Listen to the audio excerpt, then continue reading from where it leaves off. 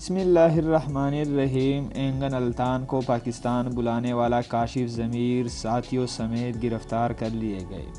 ترکی سمیت دنیا بھر میں مشہور ڈرامہ سیریل ارطغرل غازی کے مرکزی کردار اینگن التان کو پاکستان بلانے والے ملزم کاشف کو ساتھیوں سمیت گرفتار کر لیا گیا۔ پولیس کے مطابق اینگن التان کی میزبانی کرنے والا ملزم کاشف ضمیر 8 مقدمات میں ملوث ہیں، جس کے باعث ملزم کاشف ضمیر کو اس کے ساتھیوں سمیت گرفتار کر لیا گیا ہے۔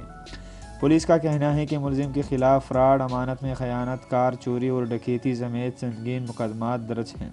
پولیس کے مطابق ملزم نے گرفتاری سے بچنے کے لیے مسلح ساتھیوں کے ہمراہ مزاحمت بھی کی۔ واضح رہے کہ رواں ماہ شہر آفاق ترک ڈرامہ ارطغرل غازی میں مرکزی کردار ادا کرنے والے ترکش اداکار اینگن التان لاہور کے مختصر دورے پر آئے تھے، جہاں ایک پریس کانفرنس کے دوران اینگن التان نے پاکستانی ڈراموں میں کام کرنے کی خواہش کا اظہار بھی کیا تھا۔